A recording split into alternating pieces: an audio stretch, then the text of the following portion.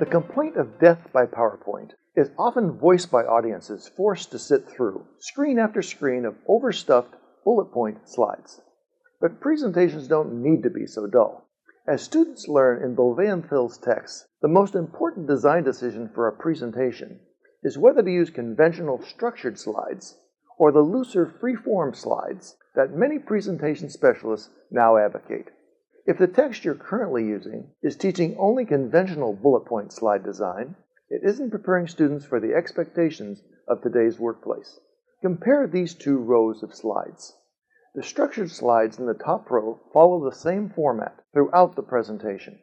In fact, they are based directly on the templates built into PowerPoint, which tend to feature lots and lots of bullet points. In contrast, the freeform slides in the bottom row don't follow a rigid structure.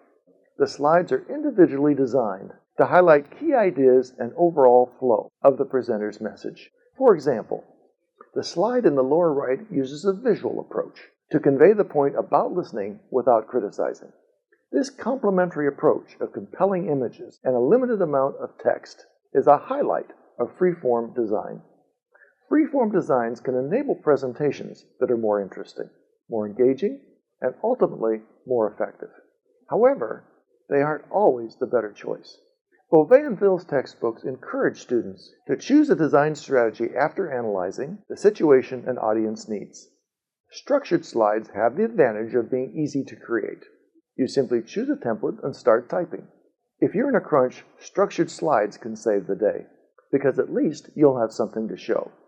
Structured slides are often the more practical choice for routine presentations such as status updates, and for showing complex ideas or sets of interrelated data. Freeform slides can communicate more effectively through the combination of visuals and words, and they create a more dynamic and engaging experience for the audience.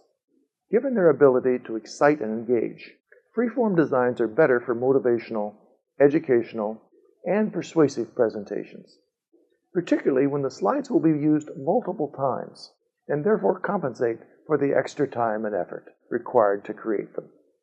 Freeform slides have several disadvantages, however. First, effectively designing slides with both visual and textual elements is more creatively demanding and more time-consuming than simply typing bullet points into pre-formatted templates. The emphasis on visual content also requires more images, which take time to find. Second, because far less textual information is displayed on the screen, the speaker is responsible for conveying more of the content. This is how it should be, of course, but this approach does require more preparation and practice time.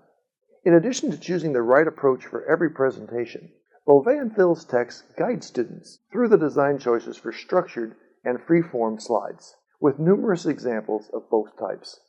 For example, the section on designing slides around a key visual shows students how to design visually compelling slides using simple features in their presentation software. This comprehensive example from a presentation on the high cost of employee turnover shows how design choices can tie a presentation together while conveying each message effectively. The presentation opens with a free-form slide that is a blunt attention getter, and then uses a mix of free-form and structured slides. Again, all created with easy-to-use functions in PowerPoint.